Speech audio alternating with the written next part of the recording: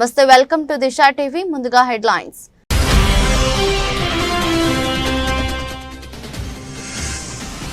జమ్మూ కాశ్మీర్ పహల్గామ్ ఉగ్రదాడిని మరోసారి ఖండించిన అమెరికా. ఉగ్రవాదంపై పోరులో భారత్కు పూర్తి మద్దతు, పునరుద్ఘాటన.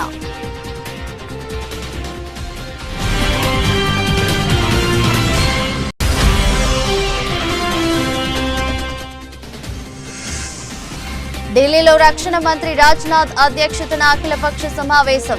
కేంద్రం ఏ చర్య తీసుకున్నా మద్దతిస్తామన్న అఖిలపక్షం.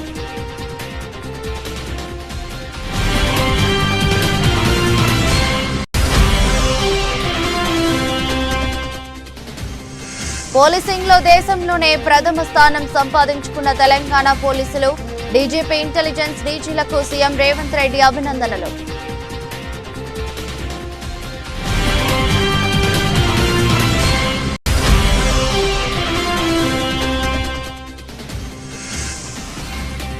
మూలధన వ్యయం పెరిగేలా మౌలిక వస్తువులపై ఖర్చు చేయండి. అధికారులతో ముఖ్యమంత్రి చంద్రబాబు.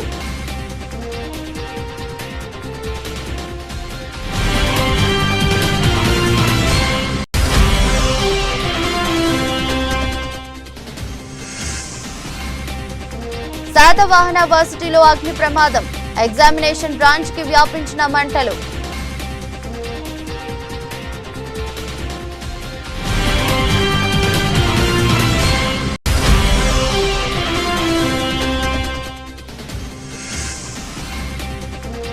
జగన్ 2.0లో కార్యకర్తలకే పెద్దపీట. ప్రజాప్రతినిధుల సమావేశంలో వైఎస్ జగన్మోహన్ రెడ్డి హామీ.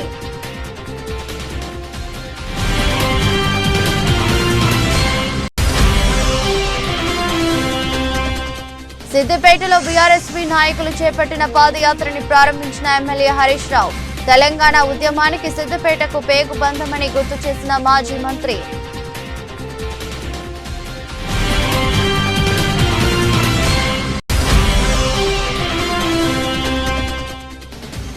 పహల్గామ్ నరమేధంపై ప్రతీకార చర్యలకు దిగిన ఇండియన్ ఆర్మీ. ఉగ్రదాడిలో హస్తం ఉందని భావిస్తున్న 2 టెర్రరిస్టుల ఇళ్లను ధ్వంసం.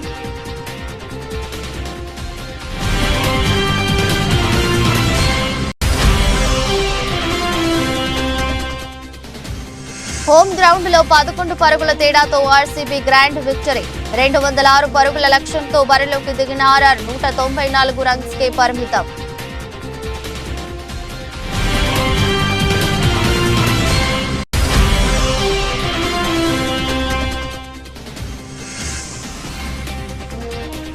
రాజా Saab crazy update loading. Fans full waiting.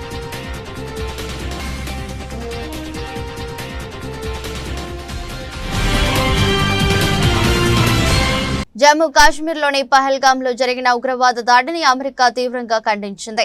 ఈ దాడిని అత్యంత ఘోరమైన చర్యగా అభివర్ణిస్తూ ఉగ్రవాదంపై పోరులో భారత్కు తమ సంపూర్ణ మద్దతు ఉంటుందని మరోసారి స్పష్టం చేసింది.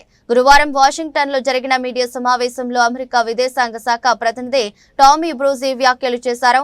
అన్ని రకాల ఉగ్రవాద చర్యలను అమెరికా తీవ్రంగా ఖండిస్తుంది. ఈ విషయంలో మేము భారత్కు అండగా నిలుస్తామని ఆమె పేర్కొన్నారు. అధ్యక్షుడు డొనాల్డ్ ట్రంప్, విదేశాంగ మంత్రి మార్కో రూబియో చేసిన వ్యాఖ్యలని ఆమె పునరుద్ఘాటించారు. ఈ దాడిలో ప్రాణాలు కోల్పోయిన వారి కుటుంబాలకు మా ప్రగాఢ సానుభూతి తెలియజేస్తున్నాం. గాయపడిన వారు త్వరగా కోలుకోవాలని ప్రార్థిస్తున్నాం. ఈ ఘోరానికి పాల్పడిన వారిని చట్టం ముందు నిలబెట్టాలని బ్రూస్ పిలుపునిచ్చారు. అయితే ఈ దాడి వెనుక పాకిస్తాన్ హస్తం ఉందా అనే ప్రశ్నకు బ్రూస్ నేరుగా సమాధానం ఇవ్వలేదు. ఇది భయంకరమైన పరిస్థితి. ప్రస్తుతానికి దీనిపై ఇంతకంటే ఎక్కువ వ్యాఖ్యలు చేయలేం. వేగంగా మారుతున్న పరిస్థితులను మేము నిశ్చితంగా గమనిస్తున్నాం. కాశ్మీర్ లేదా జమ్మూ ప్రస్తుత స్థితిపై మేము ఎలాంటి వైఖరి తీసుకోవడం లేదని ఆమె స్పష్టం చేశారు. దేశంలో కల్లోలం రేపుతున్న పాక్ ప్రేరేపిత ఉగ్రవాద క్యాంపులను నాశనం చేయాల్సిందేనని అఖిలపక్షం కేంద్ర ప్రభుత్వాన్ని కోరింది. పహల్గామ్ దాడి నేపథ్యంలో మోదీ సర్కారు ఏ చర్య తీసుకున్నా పూర్తి మద్దతు ఇస్తామని ప్రకటించింది. జాతీయ భద్రతా విషయంలో రాజకీయాలకు తావులేదని, ఉగ్రవాదంపై కలిసికట్టుగా పోరాడతామని స్పష్టం చేసింది. పార్లమెంట్ ప్రాంగణంలో అఖిలపక్ష సమావేశం జరిగింది.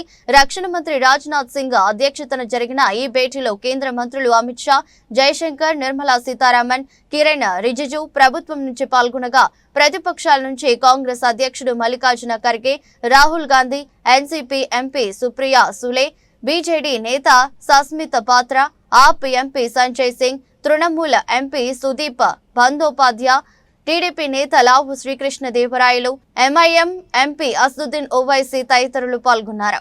తొలుత ఉగ్రదాడి మృతులకు అంతా 2 నిమిషాలు మౌనం పాటించారు. అనంతరం ఉగ్రదాడి ఘటన గురించి, దానిపై ఇప్పటి వరకు తీసుకున్న చర్యల గురించి రక్షణ మంత్రి రాజ్నాథ్ సింగ్ వివరాలు వెల్లడించారు. అఖిల పక్షంలో పాల్గొన్న నేతలందరూ ప్రభుత్వానికి మద్దతు తెలిపారు. భారతీయ జాతీయ భద్రతా విషయంలో రాజకీయాలకు తావులేదని కలిసికట్టుగా నిలుద్దామని చెప్పారు. आज ऑल पार्टी फ्लोर लीडर्स का बैठक बहुत सकारात्मक और जैसे हमने एक्सपेक्टेशन किया था वैसे हुआ। शुरुआत में सरकार की ओर से रक्षा मंत्री जी ने बताया कि जो घटना पहलगाम में जो हुआ है उसके बाद भारत सरकार ने सीसीएस बैठक में क्या कदम उठाया, क्या फैसला लिया, उसका भी जानकारी दिया। और फिर सरकार का आतंकवाद के खिलाफ जीरो टॉलरेंस पॉलिसी के बारे में शुरू में बताया कि एक घटना बहुत दुखद है, उसके वजह से जो देश भर में सब लोग चिंतित हैं, उसको लेते हुए भारत सरकार ने और भी कड़ी कार्रवाई करने का मंशा को भी आज जताया है। फिर पिछले कई सालों से कश्मीर के अंदर में शांति से लोग अपना व्यापार कर रहे थे, टूरिस्ट आ रहे थे, गतिविधियां चल रही थी और सब कुछ बहुत अच्छा हो रहा था। तो ये एक घटना ने माहौल जो खराब किया उसको लेकर के सबने अपना चिंता जताया है। सब पॉलिटिकल पार्टी ने अपने अपने विचार को रखा और एक चीज सामने में आया कि देश को एकजुट और एक आवाज में खड़ा रह करके बोलना चाहिए और आतंकवाद के खिलाफ में एकजुट होकर के भारत को लड़ाई लड़ना चाहिए, ये सबने माना है। आदरणीय प्रधानमंत्री जी का आज जो बिहार में देश को मैसेज दिया उसको सबने सुना है।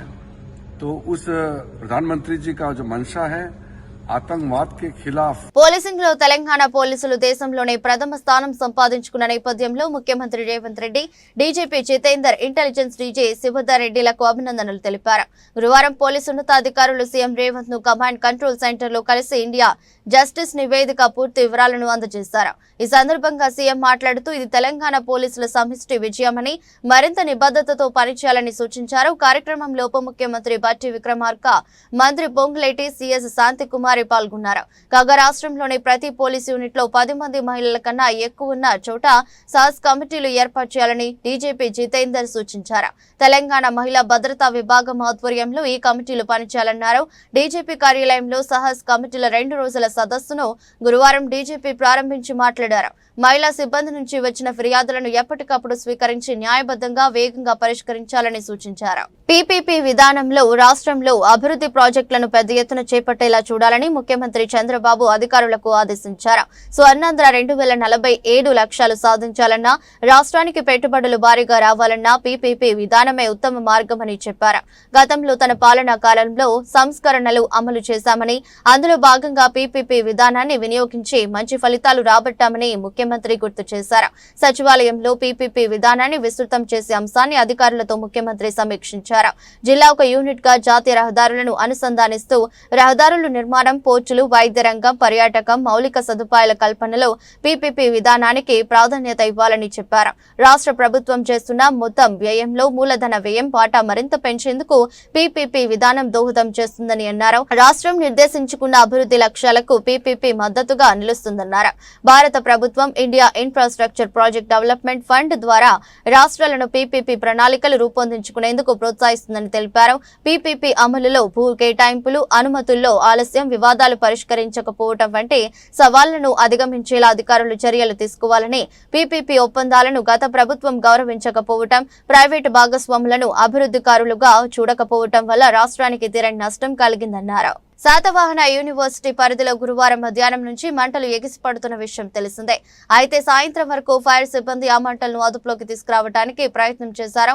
సాయంత్రం సమయంలో మంటలు ఆరిపోయినట్లు నిర్ధారించుకుని అక్కడి నుంచి వెళ్లిపోయారు. కానీ రాత్రి ఆ మంటలు చల్లారకుండా ఎగ్జామినేషన్ బ్రాంచ్ వరకు వ్యాపించాయి. ఈ క్రమంలో అధికారులు స్టోర్ చేసి పెట్టిన ఎగ్జామినేషన్ బ్రాంచ్ కి సంబంధించిన ఆన్సర్ పేపర్లు, ఆ రూమ్ లోని పరికరాలు, స్విచ్ బోర్డులు, ఏసీలు దాదాపు కాలిపోయాయి.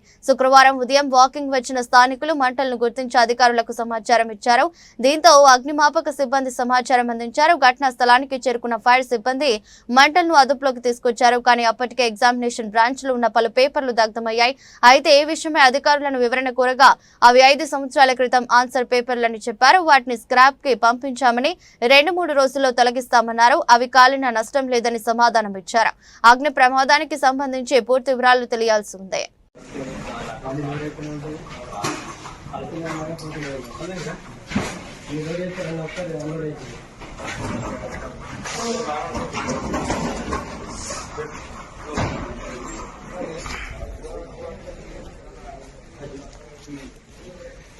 వైఎస్ఆర్ కాంగ్రెస్ పార్టీ కార్యకర్తలకు అండగా ఉంటానని పార్టీ అధినేత వైఎస్ జగన్మోహన్ రెడ్డి హామీ ఇచ్చారు.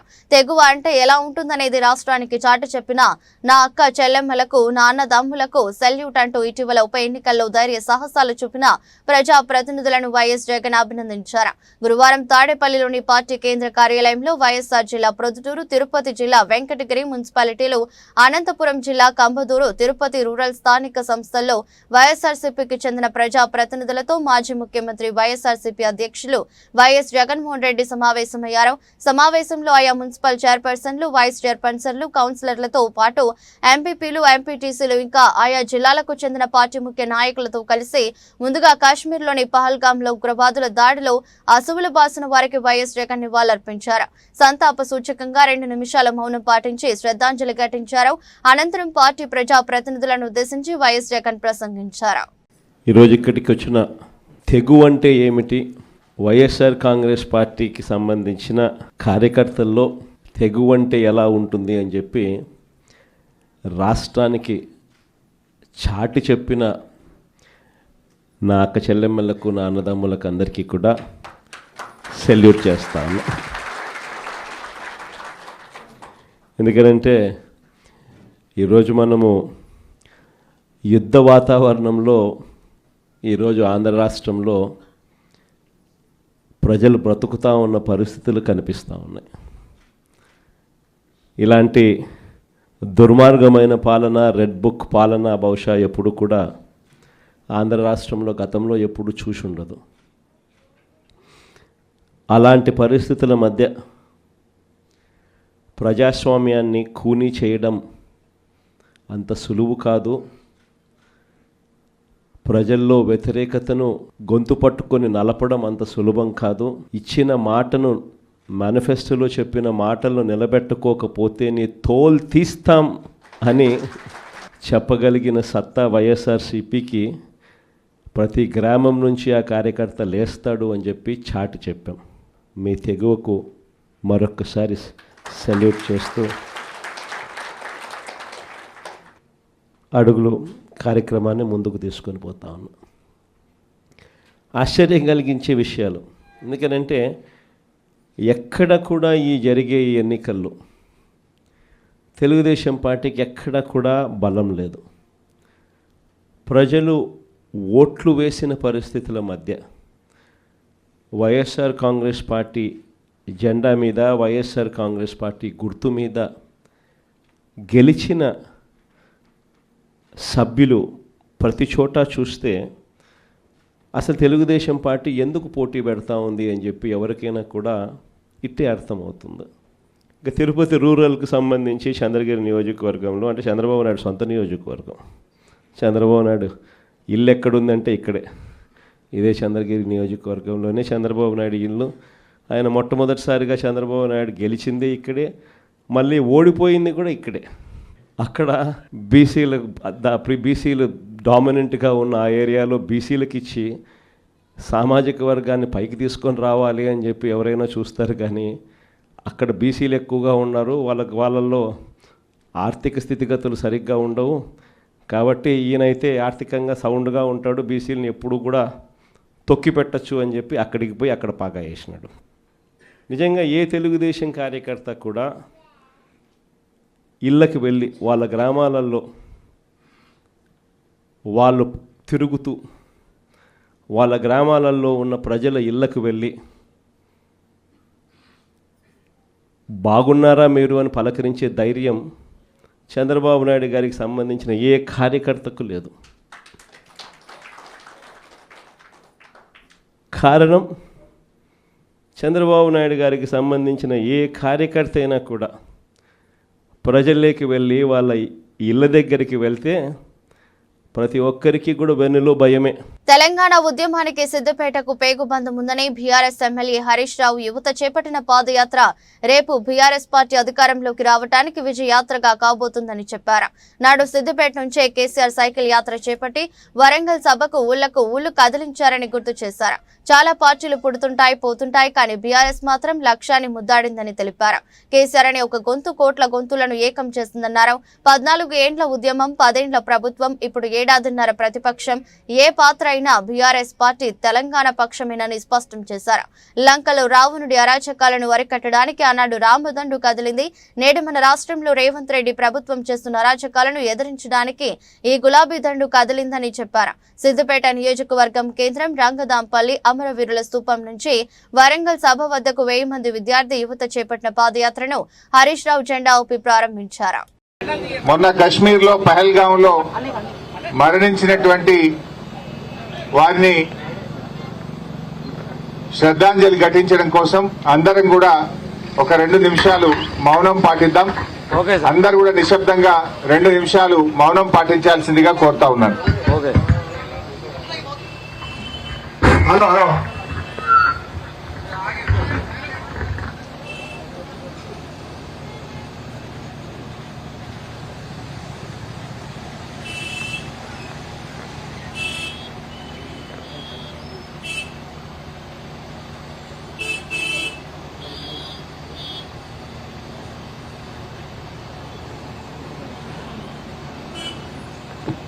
మన సిద్దిపేట నుంచి పాదయాత్రలో బయలుదేరుతున్నటువంటి మా విద్యార్థి యువ మిత్రులకు, ఉద్యమకారులకు, బీఆర్ఎస్ పార్టీ కార్యకర్తలందరికీ ముందుగా శిరస్సు వంచి నమస్కారం తెలియజేస్తా ఉన్నా.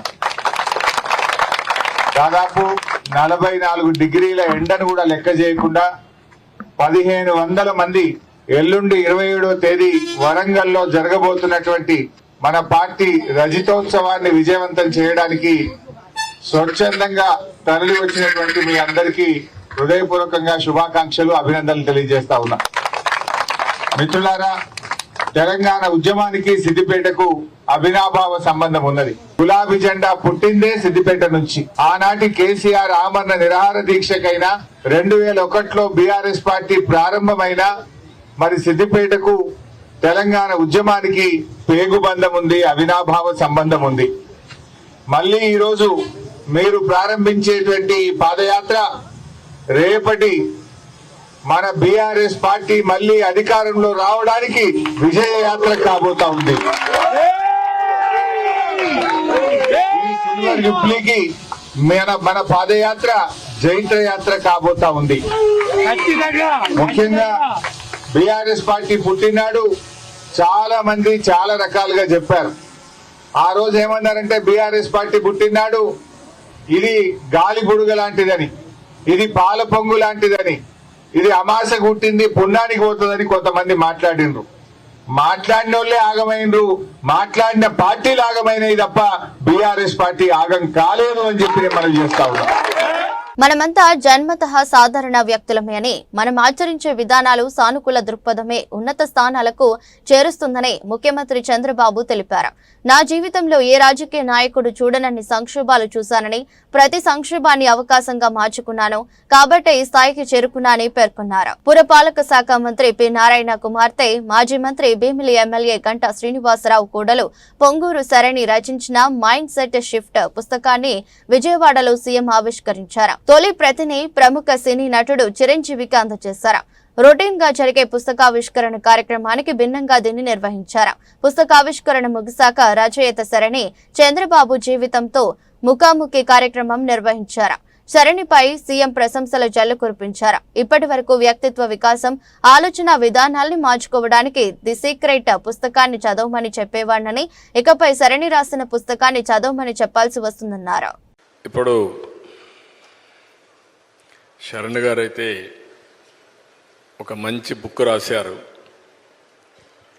నిన్నటి వరకు మేమందరం ఒక రెఫరెన్స్ ఇచ్చేవాళ్ళం సీక్రెట్ బుక్ చదవమని. ఇప్పుడు మైండ్ సెట్ షిఫ్ట్ చదవమని చెప్పి రికమెండ్ చేయాల్సి వస్తుంది. ఇది ఫస్ట్ బుక్. ఇలాంటి పుస్తకాలు ఇంకా చాలా రాయాలి. ఇక్కడ నేను మీ అందరికీ విజ్ఞప్తి చేసేది ఏంటి, ఉండేవాళ్ళకే కాకుండా రాష్ట్రంలో కానీ దేశంలో ఉండే ప్రజలందరికీ విజ్ఞప్తి చేసేది, మనుషులకి ఎక్స్ట్రాడినరీ పవర్స్ ఉన్నాయి. అందరం కూడా పుట్టినప్పుడు చిన్నగానే పుడతాం, మామూలు కుటుంబాలలోనే పుడతాం. కానీ మనం చేసే ప్రాక్టీస్ కానీ, మనం బిల్డప్ చేసుకునే పాజిటివ్ మైండ్ సెట్ కానీ వాళ్ళందరినీ ఉన్నతమైన స్థానాల్లోకి రీచ్ చేసే పరిస్థితికి వస్తుంది. ఇప్పుడు దానికి ఎగ్జాంపుల్ సక్సెస్ అయిన ఏ వ్యక్తిని చూసినా సేమ్ ఎగ్జాంపుల్సే ఉంటాయి. కానీ ఇక్కడ ఇంతవరకు మన అందరం కూడా సీక్రెట్ బుక్లు ఇవన్నీ కూడా చెప్పి రెఫర్ చేశాం. సక్సెస్ అయిన వాళ్ళు ఇప్పుడు నారాయణ గారు ఆయన ఇన్స్టిట్యూట్ కానీ, నేను రాజకీయాల్లో కానీ, చిరంజీవి గారు సినిమాల్లో కానీ మేము ప్రాక్టీస్ చేశాం. ఈరోజు చిరంజీవి గారు మీరు చెప్పినట్టు ఆయన ఆ సంకల్పం చేసుకొని ముందుకు పోయారు. నేను కూడా సీఎంగా ఉన్నప్పుడు ఆయనతో ఎప్పుడు కలిసేవాడిని. కలిసినప్పుడు ఆయనలో ఒక ఆలోచన, అప్పట్లోనే నేను సమైక్య ఆంధ్రప్రదేశ్ సీఎంగా ఉన్నప్పుడు నేను బ్లడ్ బ్యాంక్ పెడతాను, మీరు నాకు కొంత పహల్గామ్ నరమేధంపై ఇండియన్ ఆర్మీ ప్రతీకార చర్యలకు దిగింది. ఉగ్ర దాడిలో హస్తముందని భావిస్తున్న 2 టెర్రరిస్టుల ఇళ్లను ధ్వంసం చేసింది. పహల్గామ్ లో నరమేధం సృష్టించి 26 మందిని బలిగొన్న లష్కరే తోయిబా ఉగ్రవాదులు ఆదిల్ హుసేన్ దోకర్, ఆసిఫ్ షేక్ ఇళ్లను సైన్యం ఐఈడీతో పేల్చేసినట్లు ఆర్మీ వర్గాలు పేర్కొంటున్నాయి. పహల్గామ్ మారణ హోమంలో జమ్మూ కాశ్మీర్లోని అనంతనాగ్ జిల్లాకు చెందిన దోకర్ కీలక నిందితులలో ఒకరు కాగా, ఆసిఫ్ షేక్ ఈ దాడి కుట్రలో పాల్గొన్నట్లు అధికారులు అనుమానిస్తున్నారు. మరోవైపు ఈ దాడికి పాల్పడ్డ ఉగ్రవాదుల సమాచారం తెలియజేసిన వారికి 20 లక్షలు బహుమతిగా ఇస్తామని జమ్మూ కాశ్మీర్ అనంతనాగ్ పోలీసులు గురువారం ప్రకటించారు. ఈ మేరకు అనుమానితులుగా భావిస్తున్న 3 వ్యక్తుల స్కెచ్లతో కూడిన పోస్టర్లను విడుదల చేశారు. లష్కరే తాయిబాకి చెందిన ఈ ముగ్గురిలో ఆదిల్ హుసేన్ దోకర్ అనంతనాగ్ వాసిగా కాగా, ఆలీభాయ్, అకతల్హాబాయ్, షాహిమ్ ముసాలా, ఆకా సులైమాన్లు పాకిస్తానీలు. ఈ ఏడాది ఐపీఎల్లో రాయల్ ఛాలెంజర్స్ బెంగళూరు ఎటకేలకు హోమ్ గ్రౌండ్ లో గెలుపు బోని కొట్టింది. నేను రాజస్థాన్ రాయల్స్ తో జరిగిన మ్యాచ్ లో ఆర్సీబీ 11 పరుగుల తేడాతో గెలిచింది. 206 పరుగుల లక్ష్యంతో బరిలోకి దిగిన ఆర్ఆర్ ను 194 పరుగులకే కట్టడి చేసింది. రాజస్థాన్ బ్యాటర్లలో యశస్వి జైస్వాల్ 49, ధ్రువ్ జురేల్ 47, నితీష్ రాణా 28, రియాన్ పరాగ్ 22 పరుగులతో పర్వాలేదనిపించారు. బెంగళూరు బౌలర్లలో హజిల్వుడ్ 4 వికెట్లు పడగొట్టగా, కృణాల్ పాండ్యా 2, భువనేశ్వర్, యష్ దయాల్ చెరో వికెట్ తీశారు. అంతకుముందు టాస్ ఓడి బ్యాటింగ్ కు దిగిన ఆర్సీబీ నిర్ణీత 20 ఓవర్లలో 5 వికెట్లు కోల్పోయి 205 పరుగుల భారీ స్కోర్ చేసింది. విరాట్ కోహ్లీ, దేవదత్ పడిక్కల్ హాఫ్ సెంచరీలతో రాణించారు. ఓపెనర్ ఫిల్ సాల్ట్ 26 రన్స్ చేయగా, చివరిలో టీం డేవిడ్, జితేష్ శర్మ బౌండరీలతో మెరిపించారు. ఆర్ఆర్ బౌలర్లలో సందీప్ శర్మ 2 వికెట్లు తీశారు. అనంతరం 206 పరుగుల భారీ లక్ష్య ఛేదనతో బరిలోకి దిగిన రాజస్థాన్ కు ఓపెనర్లు జైస్వాల్, సూర్యవంశీ శుభారంభం అందించారు. ఈ ద్వయం తొలి వికెట్ కు 52 పరుగుల భాగస్వామ్యం అందించింది. ఆ తర్వాత వరుస విరామాల్లో వికెట్లు పారేసుకోవడంతో ఏ దశలోనూ ఆర్ఆర్ లక్ష్యం దిశగా సాగలేదు. అదే సమయంలో మరోసారి డెత్ ఓవర్లలో బోల్తా పడే బలహీనతను ఈ మ్యాచ్ లో రాజస్థాన్ దాటలేక చతికిల పడింది. చివరి 12 బంతుల్లో 18 పరుగులు చేయాల్సిండగా 11 రన్స్ తేడాతో పరాజయం పాలైంది. కాగా సొంత మైదానంలో తొలి 3 మ్యాచ్లలో ఓడిన ఆర్సీబీ ఈ మ్యాచ్ లో మాత్రమే సూపర్ విక్టరీ సాధించింది. కల్కి చిత్రం తర్వాత ప్రభాస్ నుండి మరే చిత్రం రాలేదు. ఇప్పుడు ఫ్యాన్స్ అంతా కూడా డార్లింగ్ నటిస్తున్న రాజాసాబ్ చిత్రం కోసం ఆసక్తిగా ఎదురు చూస్తున్నారు. ఈ సినిమా చాన్నాళ్లుగా షూటింగ్ జరుపుకుంటుంది. అదిగో వస్తుంది ఇదిగో వస్తుందని ఊరిస్తున్నారే తప్ప మూవీకి సంబంధించి అప్డేట్ కూడా ఇవ్వడం లేదు. అయితే ప్రభాస్ అభిమానుల సహనానికి పరీక్ష పెడుతూ వచ్చిన మేకర్స్ ఎట్టకేలకి ప్రమోషన్స్ పరంగా ఒక అడుగు ముందుకేసినట్టు తెలుస్తోంది. ఇప్పుడు టీజర్ రెడీ చేసే పనుల్లో బిజీగా ఉన్నారట. తమన్ రీ రికార్డింగ్ మొదలు పెట్టేశారు. మే నెల మధ్యలో టీజర్ లాంచ్ ఉంటుందని తెలుస్తుంది. అయితే టీజర్ తో పాటు రిలీజ్ డేట్ కూడా అనౌన్స్ చేస్తారా లేదా అనేది సందేహంగా మారింది. ప్రస్తుతానికి డేట్ లేకుండా వీడియో సిద్ధం చేస్తున్నారని, ప్రభాస్ త్వరగా తన బ్యాలెన్స్ షూటింగ్ కంప్లీట్ చేస్తే రిలీజ్ డేట్ అనౌన్స్ చేసే అవకాశం ఉంది. లేదంటూ కమింగ్ సూన్ అనే వేస్తారు. ప్రభాస్ తిరిగి వచ్చి బ్యాలెన్స్ షూట్ కు సంబంధించిన కాల్ షీట్ల క్లారిటీ ఇస్తే అందులో పొందుపరుస్తారని, లేదంటే కమింగ్ సూన్ తప్ప ఇంకేముండదని అంటున్నారు. ముందుగా ఏప్రిల్ 10న రిలీజ్ చేస్తామని ప్రకటించారు. కానీ అన్ని అనుకున్నట్లు జరగకపోవడంతో సినిమాని వాయిదా వేశారు. అయితే త్వరలో విడుదల కానున్న టీజర్లు అదిరిపోయే content, visuals, vintage Prabhas looks అన్ని చూపించి ఫ్యాన్స్ కి మంచి ట్రీట్ ఇవ్వబోతున్నాడట మారుతి. అయితే 2025 ప్రధానమైన డేట్లన్నీ ఒక్కొక్కరుగా బ్లాక్ చేసుకుంటూ పోతుండగా రాజాసాబ్ ఏ డేట్ లాక్ చేస్తాడా అని మిగతా నిర్మాతలు కూడా అయోమయంలో ఉన్నారు. రాజాసాబ్ కి పోటీగా దిగితే చిన్న సినిమాలు నష్టపోతాయి. అందుకే ఈ మూవీ రిలీజ్ డేట్ త్వరగా అనౌన్స్ చేస్తే మిగతా నిర్మాతలు వారి సినిమాలని కూడా హ్యాపీగా అనౌన్స్ చేసుకునే అవకాశం ఉంది. మే వరకు వేచి చూస్తే ఏదో ఒక క్లారిటీ అయితే వస్తుంది. రాజాసాబ్ లో మాలవిక మోహనన్, నిధి అగర్వాల్ హీరోయిన్లుగా నటించారు. సంజయ్ దత్ ప్రధాన పాత్ర పోషించారు. వార్తలు ముగించే ముందు మరోసారి హెడ్లైన్స్.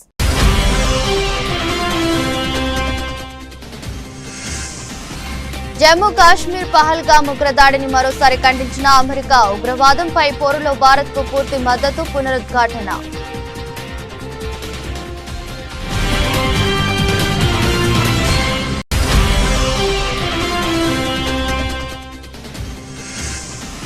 ఢిల్లీలో రక్షణ మంత్రి రాజ్నాథ్ అధ్యక్షతన అఖిలపక్ష సమావేశం. కేంద్రం ఏ చర్య తీసుకున్నా మద్దతిస్తామన్న అఖిలపక్షం.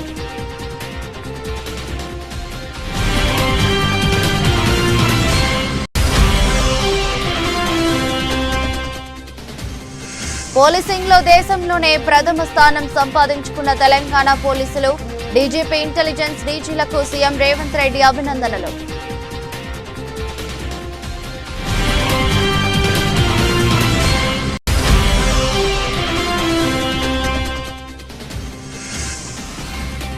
మూలధన వ్యయం పెరిగేలా మౌలిక వస్తువులపై ఖర్చు చేయండి.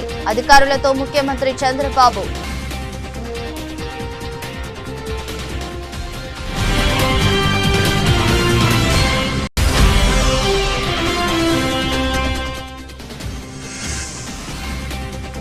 శాతవాహన వర్సిటీలో అగ్ని ప్రమాదం. ఎగ్జామినేషన్ బ్రాంచ్ కి వ్యాపించిన మంటలు.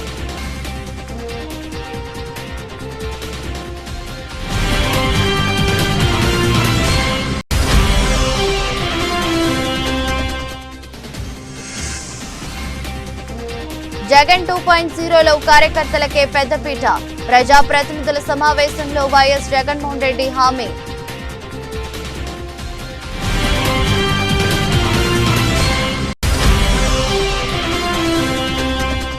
సిద్దిపేటలో బీఆర్ఎస్పీ నాయకులు చేపట్టిన పాదయాత్రని ప్రారంభించిన ఎమ్మెల్యే హరీష్ రావు. తెలంగాణ ఉద్యమానికి సిద్దిపేటకు పేగు బంధమని గుర్తు చేసిన మాజీ మంత్రి.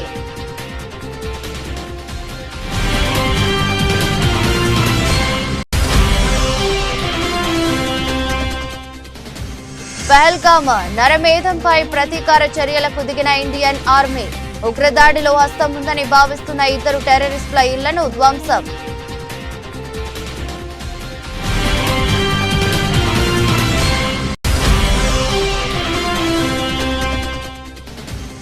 హోమ్ గ్రౌండ్ లో 11 పరుగుల తేడాతో RCB grand victory.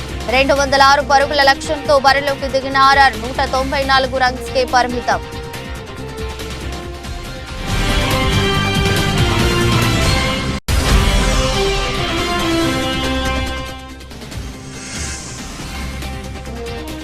Raja Saab crazy update loading. Fans full waiting.